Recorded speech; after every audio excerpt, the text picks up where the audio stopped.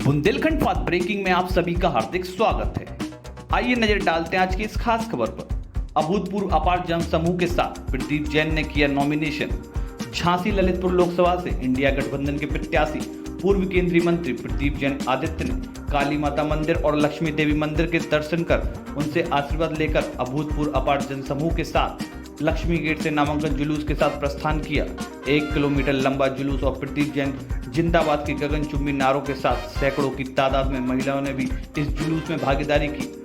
जुलूस जहां से भी निकला, लोगों ने प्रदीप जैन पर फूल बरसाए और गले में फूल माला डाली और प्रदीप जैन जिंदाबाद के नारे लगाए।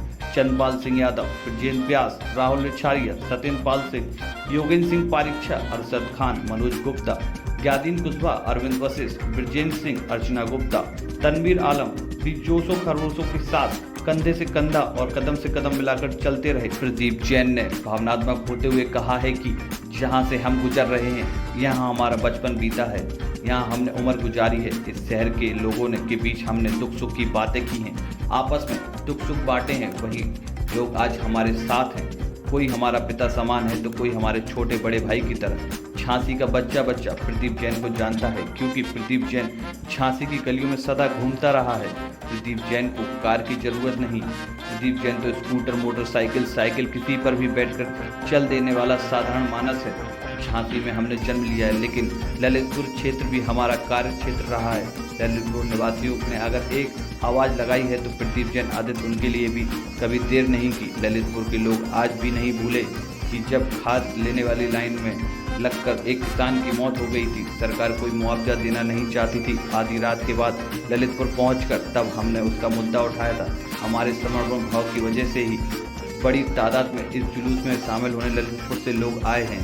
उन्होंने सभी का आभार व्यक्त किया। उन्होंने कहा कि हमारे कार्यकर्ताओं की मेहनत रंग लाएगी और अगर झांसी ललितपुर की जनता उन्हें आशीर्वाद देगी तो वो अपनी जिम्मेदारी और ज़्यादा अच्छी तरह से निभाएंगे। उन्होंने कहा कि झांसी ललितपुर की जनता उन्हें आशीर्वाद देगी तो वो अपनी जिम्मेदारी, ईमानदारी और मेहनत से निभाएंगे और झांसी ललितपुर को वो संस्थान देंगे की कोशिश करेंगे जिसकी दूसरे सोचते भी नहीं हैं। मैं वादा करता हूं कि मैं फिर अपनी जन्मभूमि का कर्ज उतारने का भरसक प्रयास करूंगा।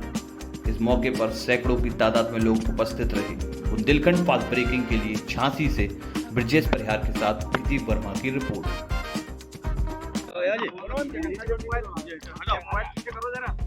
हमारे वही मुद्दे हैं जो आम जनता के मुद्दे हैं।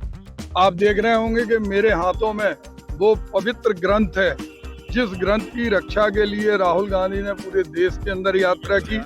अखिलेश जी ने ललकार के कहा कि कोई इसको छू भी नहीं सकता। भारत का संविधान जो बाबा साहब भीमराव अंबेडकर ने लिखा था। आज 400 के पार सीटों की बात कर रहे हैं। उनके मुख्यमंत्री कहते हैं कि हम 4000 सीटें लाएंगे, सब कुछ लूट लो आप। लेकिन बाबा साहब भीमराव अंबेडकर के संविधान को हम लोग बदलने नहीं देंगे। हम आज बुंदेलखंड के अंदर देखते हैं संवैधानिक जो अधिकार मिले हैं। लोगों से कहा जाता है कि इंडस्ट्रियल ग्रोथ सेंटर बना, इसमें फैक्ट्री लगेगी, नहीं लगी। डिफेंस कॉरिडोर के अंदर घास फूस खड़ी है, सालें हो गई। हर साल एक जुमला चलता है, एयरपोर्ट में भूमाफियाओं की जमीन बढ़ाने के लिए हर बार एयरपोर्ट की जमीन बदल जाती है। 2013-14 में हमने जमीन फाइनल करा दी थी, लेकिन हर बार लाभ पहुंचाने के लिए कभी यहाँ एयरपोर्ट बनेगा, कहीं यहाँ एयरपोर्ट बनेगा। विकास नहीं हुआ। विकास सांसद जी का खुद का हुआ, उन्होंने खुद इसको स्वीकारा है कि हमारी पूंजी 80 करोड़ रुपए बची। आज गरीब जनता की पूंजी कितनी बनी? इतने सारे लोग बने, चाहे वो वकील हो, चाहे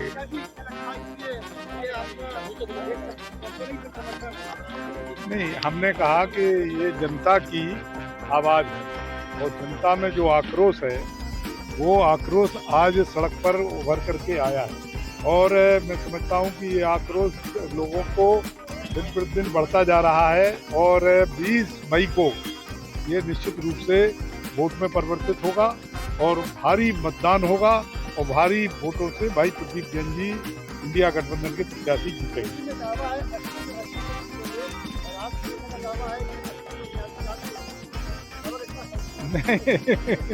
देखिए, एक बात बताएं कि जो 80 में 80 कहने वाले लोग हैं, अब वो तो 4000 सीटें पा रहे हैं। वो तो उनके जो है एक मुख्यमंत्री, बिहार के मुख्यमंत्री जी कह रहे थे कि इस